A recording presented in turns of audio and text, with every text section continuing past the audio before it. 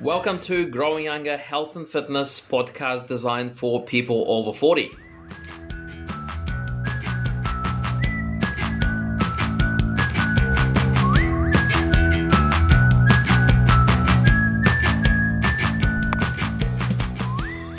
Hello guys, and this is Alex here, the today's host of the Growing Younger podcast. And I'm pretty excited to bring today's topic to your attention because this topic actually affects pretty much everyone as we age. Okay, I don't think there's any single person in the world who is not affected by what we call sarcopenia, which is the age-related muscle loss. So pretty much every single person past the age of 40 would be affected to a certain degree. Okay, so let's start first of all. Let's define what is actually sarcopenia. The sarcopenia pretty much refers to an age-related loss of muscle mass, strength, and associated function.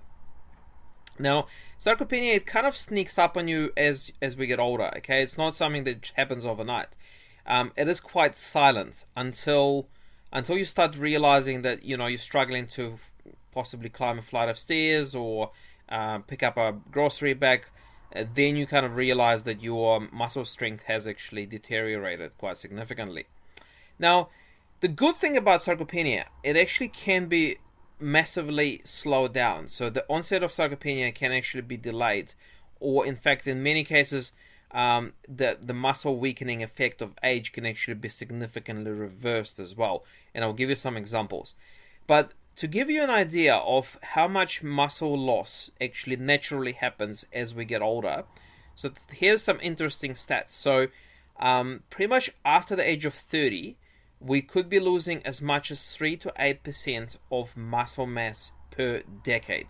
Okay, and this rate of muscle loss actually speeds up after the age of 60. Okay, so you start to lose muscle even faster once you turn 60 years of age.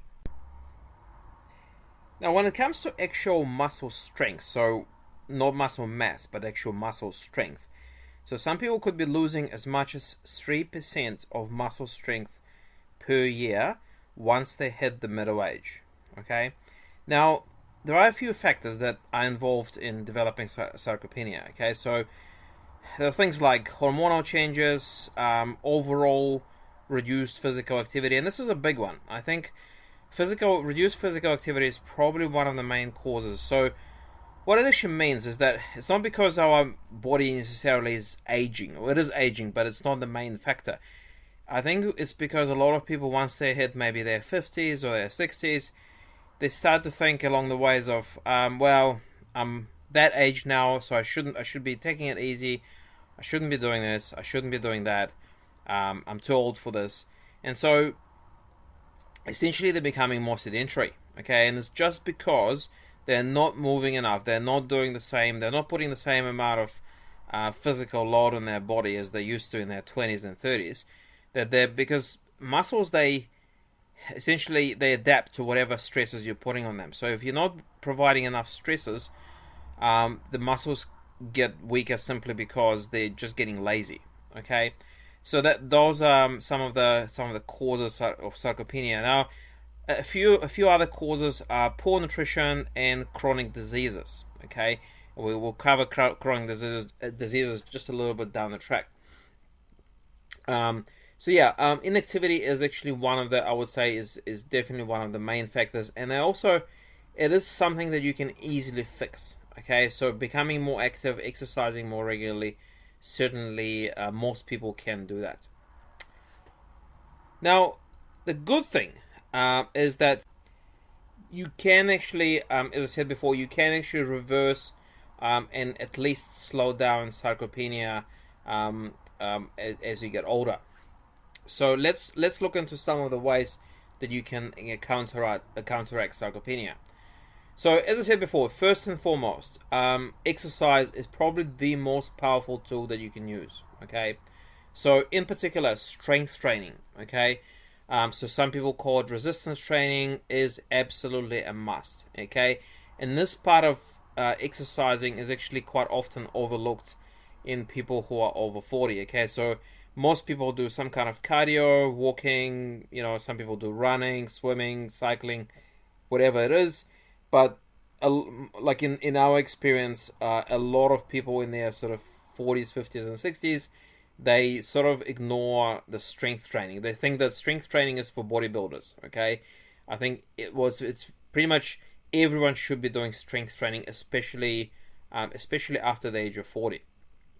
So not only it helps to build muscle strength, but strength training can also help you with improving your bone density, which is very, very much relevant for women, because women are more prone to their bones becoming fragile as they age.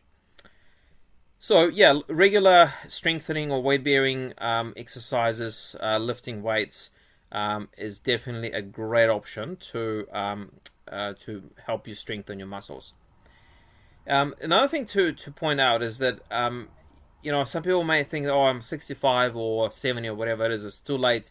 It's too late for me to do something about it. I'm getting too old, right? So this is not true, all right? And I will give you a bit of a study that was done a few years ago in the United States. And so what they actually they put 100 residents of a nursing home between the ages of 72 and 98 through a 10-week strengthening program. Okay, so they measured their strength before the strengthening program and 10 weeks. And so once they completed the 10-week program. Okay, so what they found is that on average their muscle strength improved by 113%.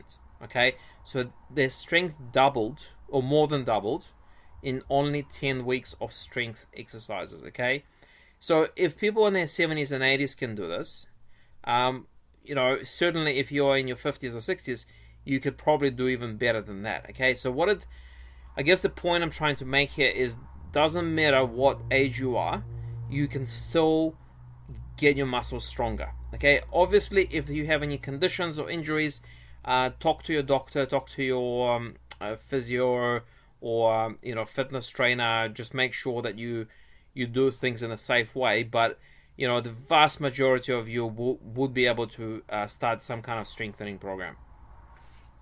Now, another factor that can actually affect your muscle strength and the rate at which you sort of lose your muscle as you get older is nutrition. Okay, so first of all, you got to make sure that you have enough protein in your diet. Okay, so it could be challenging for those people who are vegetarian or vegan, but can still be achieved. Okay, so you gotta, probably the best thing is to consult with a nutrition coach or a nutritionist, dietitian, to help you with that. Obviously it's important to just basically have a good sort of balanced, healthy diet. So vitamins, minerals, everything that you need to maintain a healthy lifestyle. Another thing that's is actually important for muscle growth is getting enough water into your body. Okay, so staying well hydrated is also a very important thing to ensure that you slow down that muscle loss as much as possible. Another actual factor is obesity. Okay, so there are some studies that have found that people who are significantly obese, they actually tend to lose more muscle mass as well, which is quite interesting. So maintaining a healthy weight can also be helpful in keeping your muscles nice and strong. Now, one more thing that I wanted to kind of mention as well. So when it comes to strength training, especially as we get older, you need some time to recover. Okay, because when you strength train, essentially what you do is you intentionally cause some micro damage to your muscle fibers. Okay, and this is how you get stronger. So you cause micro damage, then as your muscle fibers heal, they heal in a stronger position. That's how you get stronger. Now, for that to take place, for the recovery to take place, you need good rest. Okay, so and that includes good sleep. All right, so make sure that you have good quality sleep every night to recover, because that will help your muscle strengthening journey, especially if you are doing some strength exercises. Now, it is actually a known fact that certain medical conditions, such as diabetes, heart disease, some autoimmune disorders, can actually speed up the sarcopenia or the muscle loss process. There are also some medications that are often prescribed that can cause further muscle loss. Now, I'm not suggesting you go ahead and take yourself off the medications, of course. Always consult with your doctor, but it is just something to be aware of and keep in the back of your minds. Cool. So, look, in summary, sarcopenia is definitely something that pretty much all people will experience as you get older. Okay, it's not something that only a certain handful of people get. Everyone gets it. Okay. However, the good thing is there's plenty of things you can do about it. Okay. So even the people in their 70s and 80s, they're stronger. They're actually stronger than people in their 30s. Okay. So it doesn't mean you have to become weak. It's just that you probably need to be more proactive as you get older, and you definitely need some kind of strengthening program to keep yourself from sort of, from allowing your muscles to become weak. Okay, so hopefully today's podcast was helpful, and as usual, feel free to reach out if you need more information. Feel free to send us an email or send us a message. All the contact details are in the description of the podcast. Okay, so hope to speak to you again during the next podcast. All right, take care for now.